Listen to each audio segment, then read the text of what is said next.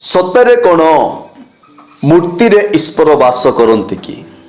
ବା ସତରେ କ'ଣ ପ୍ରତିମାରେ ଈଶ୍ୱର ବାସ କରନ୍ତି କି? ଏହା ମୁଁ କହୁନାହିଁ, କିଛି ଗଣମାଧ୍ୟମରେ ଏପରି ଖବର ପ୍ରକାଶ ପାଉଛି। ପ୍ରଭୁ ଯୀଶୁ ଖ୍ରୀଷ୍ଟ AI ମାଧ୍ୟମରେ 100ରୁ ଉର୍ଦ୍ଧ୍ୱ ଭାଷା ଲୋକଙ୍କର ଶବ୍ଦ କଥାକୁ ଶୁଣି ସେ ଉତ୍ତର ଦେଉଛନ୍ତି। ଏହା ଏକ ଗଣମାଧ୍ୟମରେ ପ୍ରକାଶ ପାଉଛି। ଶୁଣନ୍ତୁ କ'ଣ ଆଉ କେମିତି ପ୍ରକାଶ ପାଉଛି। चर्च को गले साक्षात दर्शन देउछंती जीसु सुनुछंती लोकंक गुहारी प्रश्न पचारिले देउछंती उत्तर। Let's have a look at AI news. St. Peter's Church in Lucerne, Switzerland is introducing a unique experience with AI Jesus. समस्या रे करूछंती समाधान। समस्या जणाइबा बेले भाषागत समस्या भी रहिबनी। आपण जेउ भाषा रे प्रश्न पचारिबे सेही भाषा रे उत्तर देबे स्वयं जीसु ख्रीष्ट। देखंतु सत्ୟରେ କ'ଣ प्रभु ଯୀଶୁ ଖ୍ରୀଷ୍ଟ ମୂର୍ତ୍ତିରେ ବାସ କରିବେ କି? ମନୁଷ୍ୟ ଏତେ ଜ୍ଞାନୀ, ଏପରି ସେ ଜ୍ଞାନ ଅର୍ଜନ କରିକି ମନୁଷ୍ୟ ନିଜେ ଏକ ମୂର୍ତ୍ତି ତିଆରି କରି AI ତିଆରି କରିକି एबे धार्मिक तथा आध्यात्मिक क्षेत्र रे भी AI रो व्यवहार करा गलानी।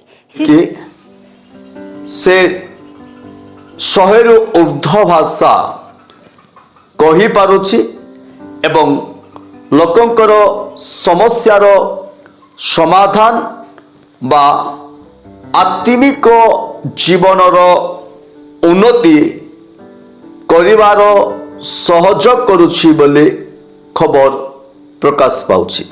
डियस इन मसीना नाम दिया जाइछि, जहार अर्थ मेसिन रे ईश्वर। स्क्रीन रे जीसु ख्रीष्टक एक एनिमेटेड फोटो लगा जाइछि, जहा कि पूरा पूरी जीवंत लागुछि। एही AI रे 100ରୁ ऊर्ध्व प्रकारर भाषा उपलब्ध रहिछि।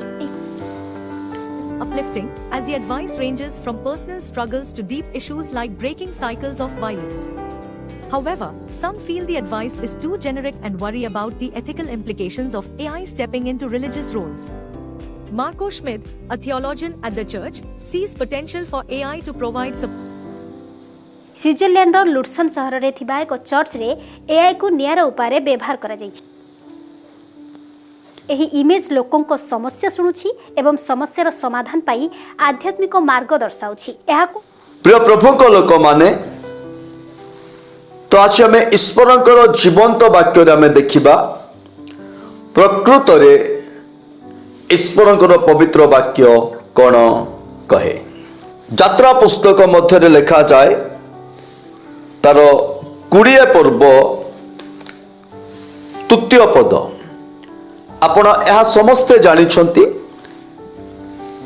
यह मूसा द्वारा 10 गोटे आज्ञा प्राप्त होइतिबा विषय, जहाँ परमेश्वर मूसा को कहिले आउ मूसा ए 10 गोटे आज्ञा पाइला परे इस्राएल लोक मानकु से 10टी आज्ञा देले। कौन लिखा जाए आम पठन करिबा। यात्रा पुस्तक 20 पर्व तार 3 पद एवं 4 पद। आंब साक्षातरे तुमर आउ कौनसी देवता हेबो नाई।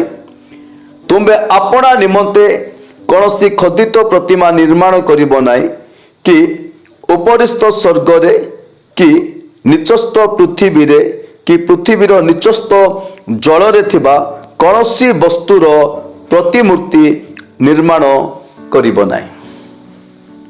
प्रिय प्रभुଙ୍କ लोक माने जदि आपण माने ए खबर देखिले बा ए खबर को आपण माने सुनुछंती, ताले गोटे गुरुत्वपूर्ण विषय एहा ईश्वरଙ୍କର पवित्र वाक्य अति स्पष्ट भाव रे कहे तुमे अपना निमंते कौनसी खोदित प्रतिमा निर्माण करिबो नाही।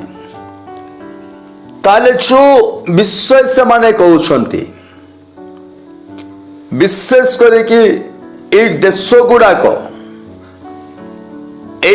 गुड़ाक मध्यरे जो प्रतिमा तैयारी करिकी एआई तैयारी करिकी प्रभु यीशु ख्रीष्टंकर गोटे मूर्ति निर्माण करिकी सेठी टेक्नोलोजी व्यवहार करिसंती आ से टेक्नोलोजी रे जो माने कि यीशु ख्रीष्ट निकट रे यीशु ख्रीष्ट तो मु कहबी ना एआई यीशु ख्रीष्ट पाखरे बा गोटे प्रतिमा पाखरे जाउछंती आ प्रार्थना करुछंती प्रार्थना कला परे आज्ञा 100 रु ऊर्ध्व भाषा रे से उत्तर दे पारुछंती तामाने आपण जे कोनोसी भाषा रे बा लैंग्वेज रे आपण माने प्रार्थना करिवे ताले से आपण मानकु उत्तर देबे